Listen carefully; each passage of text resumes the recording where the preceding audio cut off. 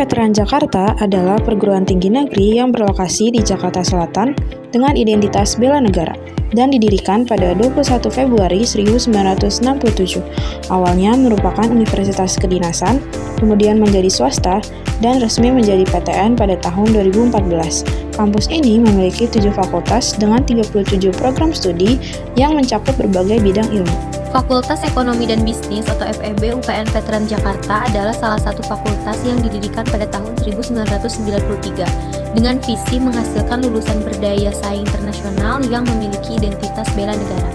FEB menawarkan beberapa program studi yaitu D3 Keuangan Perbankan dan Akuntansi, S1 Akuntansi, Manajemen, Ilmu Ekonomi Pembangunan, dan Ekonomi Syariah, serta S2 Magister Manajemen.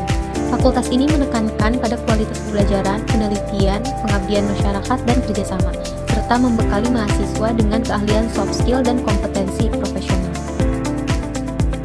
Assalamualaikum warahmatullahi wabarakatuh.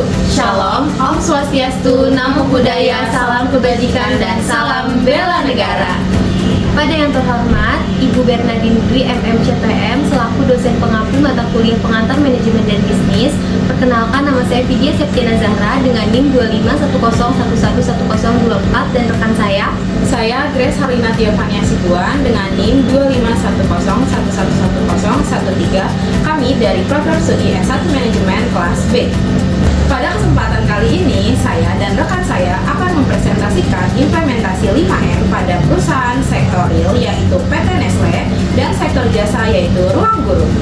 PT Nestle Indonesia adalah anak perusahaan Nestle SE asal Swiss yang beroperasi di Indonesia sejak 1971. Perusahaan ini memproduksi berbagai produk makanan dan minuman populer seperti Denko, Milo, Bear Brand, Cerelac, dan Nescafe. Nestle memiliki pabrik di Kejayan, Karawang, dan Cikupa dengan fokus pada kualitas, keamanan produk, dan keberlanjutan. Melalui program seperti Nescafe Plan dan Daily Development Program, Nestle juga memberdayakan petani dan peternak lokal serta berkomitmen pada praktik bisnis yang etis. Sebagai perusahaan multinasional di bidang makanan dan minuman, PT Nestle menerapkan manajemen sumber daya secara efisien, efektif, tepat waktu, tepat biaya, dan dapat dipertanggungjawabkan kepada stakeholder. Nestle memastikan setiap sumber daya, baik manusia, uang, mesin, material, maupun metode, dikelola dengan standar global untuk menjaga kualitas dan keberlanjutan bisnis. Implementasi 5M pada perusahaan Nestle mencakup man, mesin, material, method, and money. Dalam implementasi man, Nestle melakukan yang pertama ada rekrutmen dan pelatihan.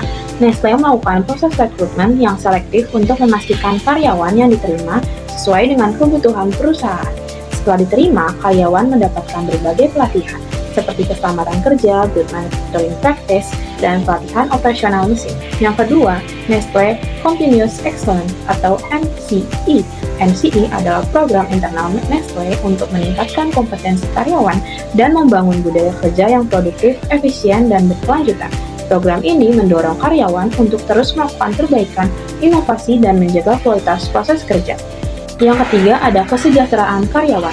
Nestle memberikan perhatian besar pada kesejahteraan karyawan melalui fasilitas kesehatan, program pengembangan karir, dan keseimbangan antara pekerjaan dan kehidupan pribadi. Yang keempat ada kepatuhan terhadap etika tenaga kerja. Dalam menjalankan operasionalnya, Nestle memastikan seluruh aktivitas sesuai dengan etika dan regulasi tenaga kerjaan. Selanjutnya ada mesin. Yang pertama, mesin modern dan otomatisasi. Nestle menggunakan berbagai mesin canggih seperti mesin pengaduk atau mixing, pengemasan otomatis, dan sensor quality control. Teknologi ini memungkinkan proses produksi berjalan lebih cepat. Yang kedua, ada teknologi pengolahan berstandar internasional. Dalam memproduksi susu, kopi, air minum, dan makanan bayi, Nestle menerapkan teknologi yang mengikuti standar global. Hal ini memastikan setiap produk aman, higienis, serta memenuhi syarat gizi dan mutu yang telah ditetapkan secara internasional. Yang ketiga ada preventive maintenance. Nestle melakukan perawatan mesin secara terjadwal untuk mencegah kerusakan mendadak. Metode ini membantu mengurangi downtime produksi, memperpanjang umur mesin, dan memastikan proses berjalan stabil tanpa gangguan. Yang keempat ada kalibrasi rutin pada alat ukur. Setiap alat ukur seperti timbangan, sensor suhu, dan alat penguji kualitas makanan dikalibrasi secara berkala. Selanjutnya ada money. Yang pertama, penganggaran biaya produksi. Nestle mengatur anggaran secara detail untuk setiap kebutuhan produksi, seperti bahan baku, tenaga kerja, dan pemeliharaan mesin. Yang kedua ada investasi jangka panjang. Nestle melakukan investasi besar untuk mendukung pertumbuhan perusahaan seperti ekspansi pabrik di Karawang dan Kejayan, serta pembelian mesin-mesin modern. Yang ketiga ada pengendalian biaya operasional. Perusahaan menerapkan prinsip efisiensi biaya dalam setiap kegiatan operasional. Nestle berupaya minimalkan pemborosan, meningkatkan produktivitas, dan memastikan setiap sumber daya digunakan secara optimal. Yang keempat, ada transparansi dan good corporate governance. Nestle menerapkan tata kelola perusahaan yang baik melalui laporan keuangan yang transparan dan diaudit sesuai standar internasional. Yang selanjutnya ada material. Yang pertama, acquiring raw material atau pengadaan bahan baku. Nestle memperoleh bahan baku melalui kerja sama dengan berbagai pihak seperti peternak susu lokal, petani kopi dalam program Nescafe Plan, serta pemasok air, gula, gandum, kakao, dan kemasan. Yang kedua ada manufacturing raw material into product atau produksi setelah bahan baku diterima. Nestle mengolahnya menjadi berbagai produk seperti Denko, Milo, Bear Brand, Nescafe, Cerelac, dan Pure Life. Yang ketiga ada distributing product to customer atau distribusi produk yang sudah jadi. Produk yang sudah jadi didistribusikan melalui jaringan yang luas mulai dari distributor resmi, modern market seperti Alfamart dan Indomaret hingga e-commerce, toko kelontong, dan retail tradisional. Selanjutnya ada metode. Yang pertama ada Good Manufacturing Practice atau GMP. GMP adalah pedoman kerja yang memastikan proses produksi dilakukan secara higienis, aman, dan terstandar. Dengan GMP, Nestle menjamin bahwa setiap tahap produksi memenuhi syarat kebersihan dan keamanan pangan. Yang kedua ada Lean Manufacturing. Metode ini bertujuan mengurangi pemborosan dan meningkatkan efisiensi proses produksi. Yang selanjutnya ada Nestle Quality Management System atau NQMS. NQMS adalah sistem mutu internal Nestle yang mengatur bagaimana perusahaan menjaga kualitas produk mulai dari pemilihan bahan baku, proses produksi, hingga distribusi. Sistem ini menjadi pedoman utama dalam menjaga konsistensi mutu global Nestle. Oke, di sini saya akan membahas ruang guru. Yang pertama ada definisi. Manajemen sumber daya merupakan aspek fundamental dari kinerja ruang guru sebagai organisasi bisnis. Maknanya, secara sederhana, ini mengacu pada penggunaan dan pengendalian yang efisien dan efektif atas semua sumber daya yang tersedia bagi ruang guru dalam mencapai tujuannya.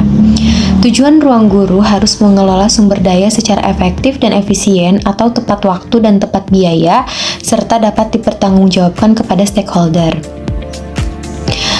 Inti dari pengelolaan 5M ketika kita berbicara tentang manajemen di ruang guru, kita sedang mengelola 5M, yaitu yang pertama ada manusia. Fungsinya mengelola sumber daya manusia atau SDM yang merupakan aspek fundamental dari kinerja ruang guru. Yang pertama ada perekrutan dan pelatihan guru. Merekrut, melatih, dan mengevaluasi tutor, guru live teaching, dan tim pembuat konten video. Kualitas SDM ini secara langsung memengaruhi kualitas jasa yang ditawarkan. Yang kedua ada tim teknologi dan pengembangan. Pengelolaan developer, aplikasi, insinyur data, dan produk manager yang memastikan platform ruang guru berjalan stabil dan inovatif. Selanjutnya ada staf operasional, pengelolaan tim penjualan, pemasaran digital, dan layanan pelanggan, personalia atau SDM yang mendukung interaksi dengan pengguna. Lalu yang kedua ada mesin. Fungsi dari mesin mengelola aset fisik dan non-fisik berupa teknologi dan peralatan yang mendukung produksi konten dan distribusi layanan. Yang pertama ada platform aplikasi, pemeliharaan dan upgrade rutin terhadap aplikasi utama ruang guru, termasuk server dan database, agar mampu menampung jutaan pengguna. Selanjutnya ada peralatan produksi, pengelolaan studio, rekaman, kamera, perangkat lunak, editing, dan jaringan internet berkecepatan tinggi yang diperlukan untuk memproduksi video pembelajaran berkualitas tinggi. Lalu selanjutnya ada kecerdasan buatan atau AI, pengembangan dan pemeliharaan mesin algoritma atau mesin learning untuk fitur adaptif, rekomendasi belajar, dan chatbot edukasi. Selanjutnya ada uang atau money. Fungsinya meliputi manajemen keuangan dan biaya untuk mencapai tujuan bisnis, terutama memperoleh keuntungan.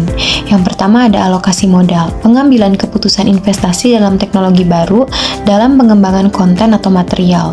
Lalu, biaya operasional, pengembalian biaya gaji guru dan staf, biaya server, dan biaya pemasaran digital atau iklan.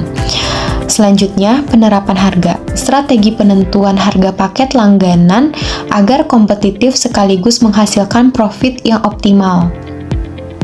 Selanjutnya ada keuangan, memastikan semua pengeluaran dan pendapatan dapat dipertanggungjawabkan dengan baik kepada stakeholder dan pemilik. Selanjutnya kita akan membahas material. Fungsi dari material mengelola bahan baku non-finansial dan non-manusia yang merupakan aset utama jasa pendidikan. Selanjutnya ada pengembangan kurikulum, pembuatan bank soal, materi pembelajaran, dan modul e-book yang relevan dengan kurikulum nasional. Selanjutnya ada konten digital, pengelolaan dan penyimpanan aset video, animasi, dan infografis yang diakses oleh siswa. Selanjutnya ada lisensi perangkat lunak, pengelolaan lisensi perangkat lunak yang digunakan oleh tim developer dan editor konten. Yang terakhir kita akan membahas tentang metode. Fungsi dari metode adalah mengelola prosedur, teknik, dan cara kerja untuk meningkatkan efisiensi operasional dan kualitas jasa. Yang pertama ada metode pembelajaran inovatif, penempatan blend learning, gamification, atau metode adaptif yang disesuaikan dengan kebutuhan individu siswa.